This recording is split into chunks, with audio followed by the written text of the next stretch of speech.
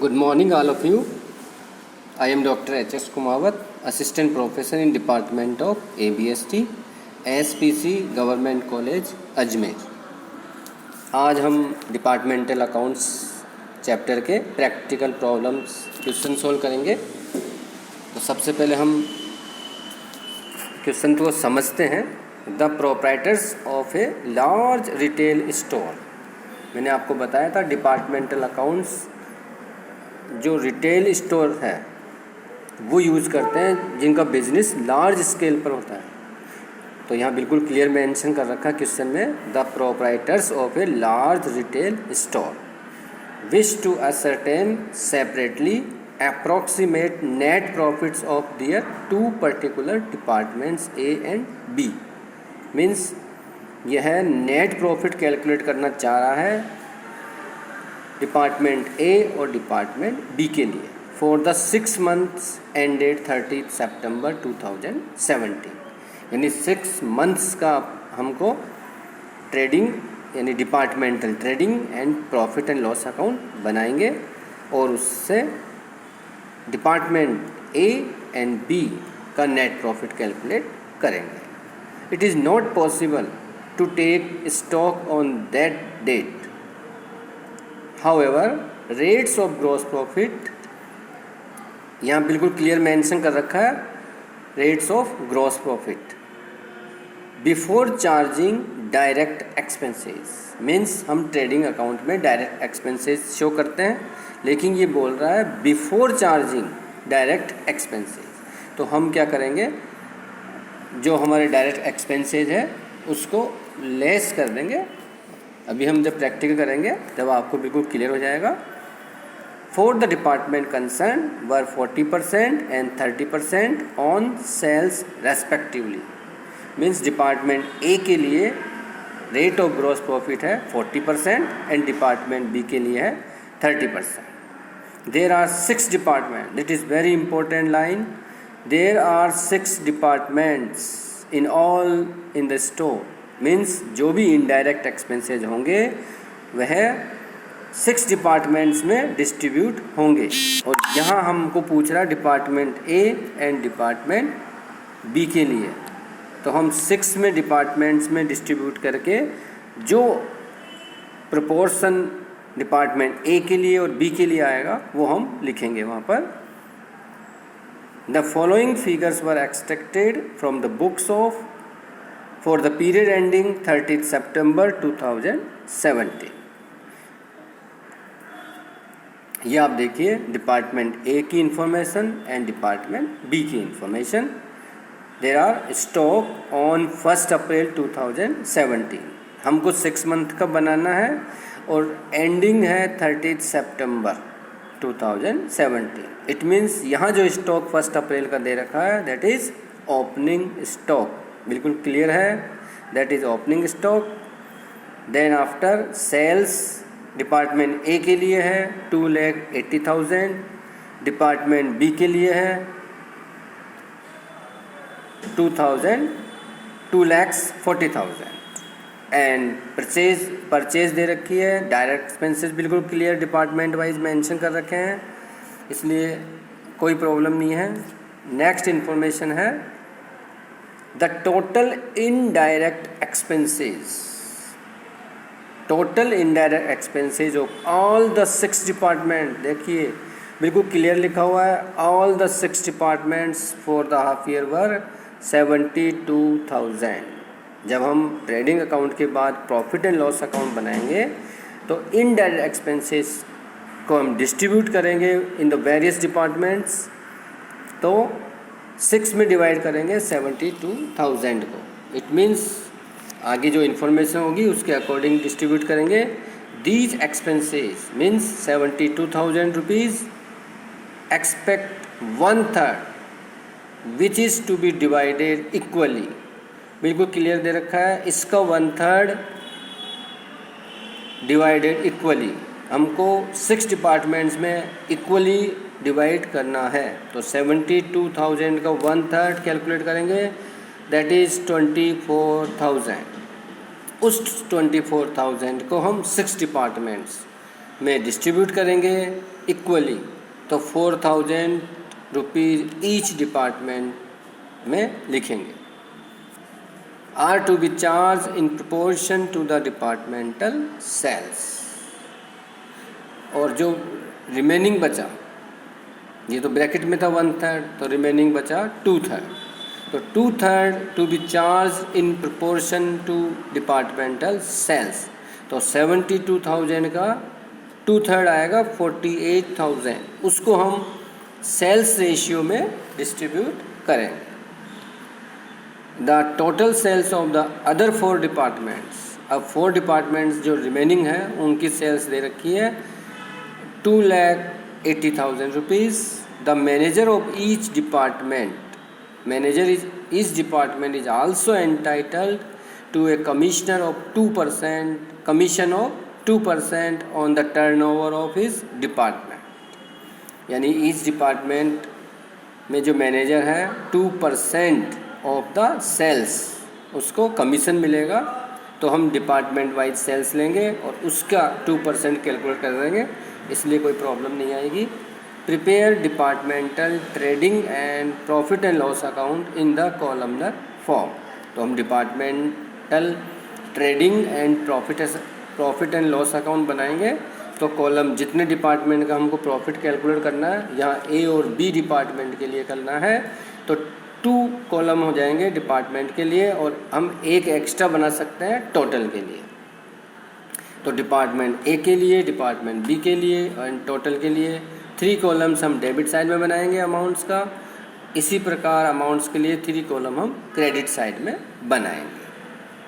फिर क्वेश्चन में दे रखा है आपको, prepare departmental trading and profit and loss account in the columnar form for the half year ending 30 सितंबर 2017, मेकिंग ए स्टॉक रिजर्व। यहाँ स्टॉक रिजर्व बनाना हमको of 7% for each department on the estimated value of stock. Stock का 7%, विच stock on 30 September means closing stock, उसका 7% हमको stock reserve बनाना है।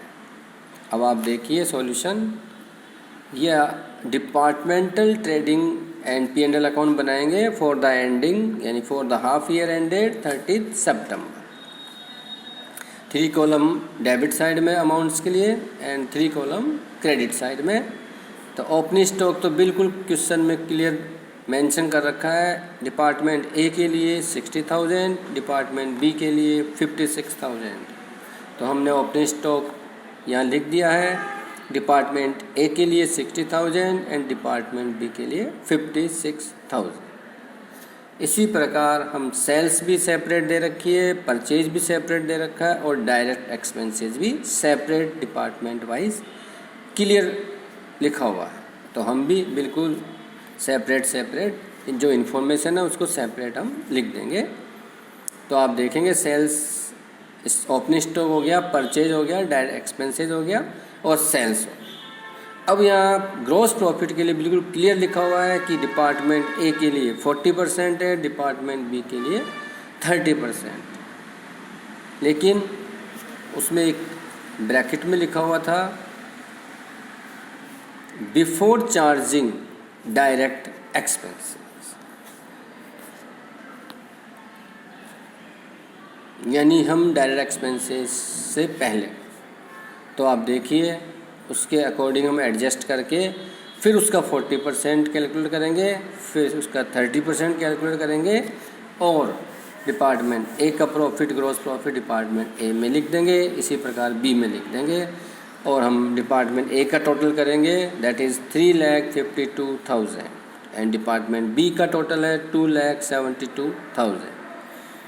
इस total में से हम सेल्स को लेस करेंगे तो बैलेंसिंग फिगर से क्लोजिंग स्टॉक कैलकुलेट हो जाएगा 72,000 and for the department 32,000।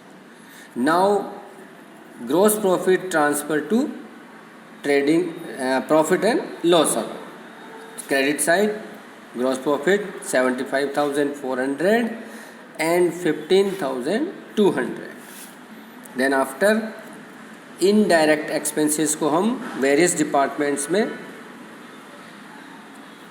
Distribute करेंगे, एलोकेशन करेंगे, डिवाइड करेंगे।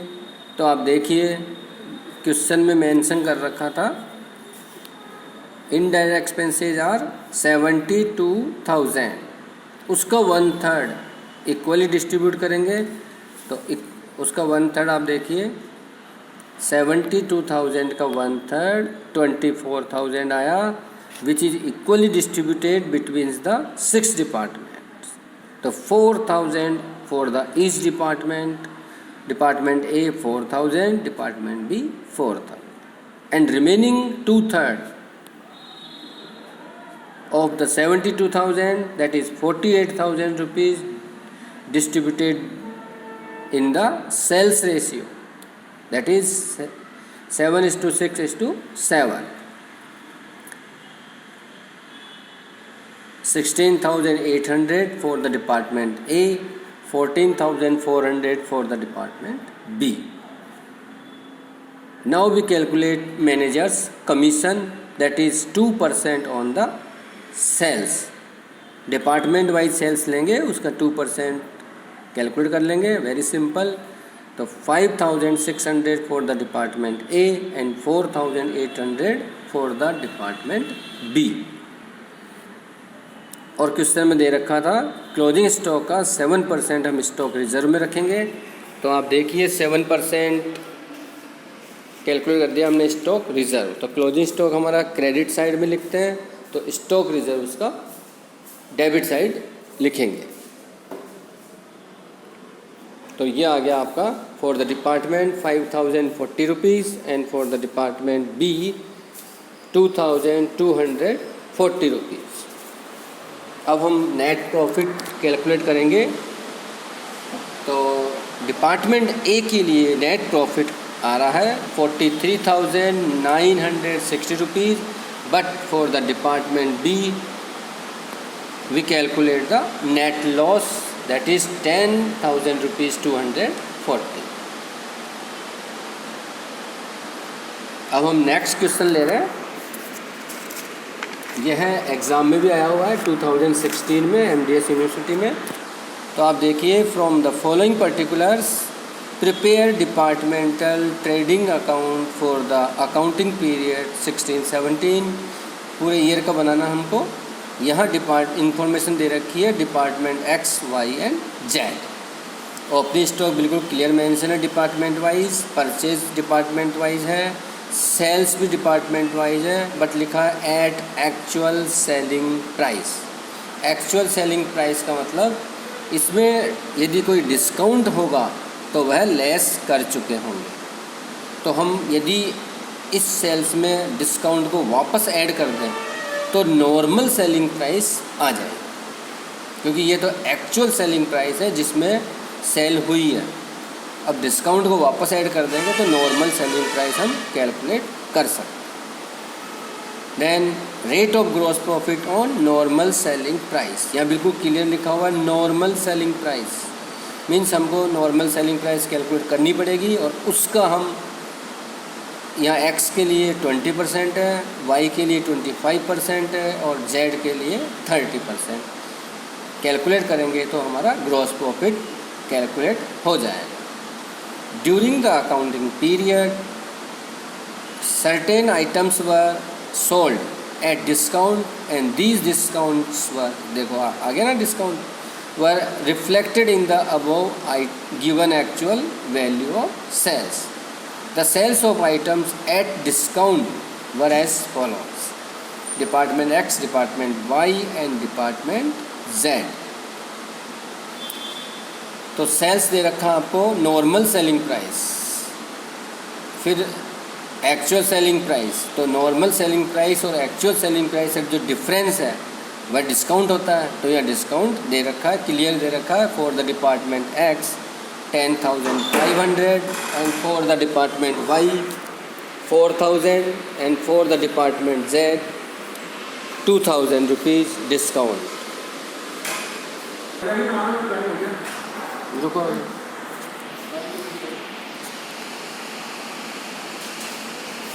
इस प्रकार हम देख रहे हैं यहाँ डिस्काउंट का हम ट्रीटमेंट करेंगे और पहले नॉर्मल सेलिंग प्राइस कैलकुलेट करेंगे। तो आप देखिए क्वेश्चन में मेंशन कर रखी है sales at actual selling price 7 lakh, 6 lakh and 3 lakh. इसमें हम ऐड करेंगे डिस्काउंट, तो हमारी कैलकुलेट हो जाएगी नॉर्मल सेलिंग प्राइस। अब हमको डिपार्टमेंटल ट्रेडिंग अकाउंट बनाना है। तो देखिए आप departmental trading account, opening stock बिल्कुल क्लियर मेंशन कर रखा है क्वेश्चन में, परचेज मेंशन कर रखी है, सेल्स भी मेंशन कर रखी है। लेकिन आप ध्यान रखिए जब हम ट्रेडिंग अकाउंट बना रहे हैं तो सेल्स आएगी एक्चुअल सेलिंग प्राइस, क्योंकि जितने में हम सेल करते हैं उससे ही तो हमको प्रॉफिट होगा। इसलिए एक्चुअल सेलिंग प्राइस हम शो करेंगे ताकि हमारा प्रॉफिट सही कैलकुलेट हो सके। अब आप देखिए क्वेश्चन में ग्रॉस प्रॉफिट के लिए इंफॉर्मेशन दे रखी थी 20%, 25% and 30% of the normal selling price. तो नॉर्मल सेलिंग प्राइस हम अभी कैलकुलेट कर चुके थे 7,10,500 for the department x and the rate of GP is 20%। तो हम इसका 20% कैलकुलेट करेंगे विच विल बी कैलकुलेट 1,31,600, जो हमने यहाँ डिपार्टमेंट ए में ग्रॉस प्रॉफिट में लिख दिया है 1,31,600। उसके बाद इसी प्रकार हम डिपार्टमेंट बी के लिए gross profit 25% of the normal selling price calculate कर लेंगे और डिपार्टमेंट सी के लिए 30% है। हम टोटल करेंगे, उसमें से सेल्स लेस करेंगे तो बैलेंसिंग फिगर से क्लोजिंग स्टॉक कैलकुलेट हो जाएगा। इस प्रकार हमारा डिपार्टमेंटल ट्रेडिंग अकाउंट कंप्लीट हो जाएगा। आई होप आपको अच्छी तरह समझ में आ गया होगा। नेक्स्ट क्लास में हम इससे थोड़ा typical question, practical question solve करेंगे। Thank you.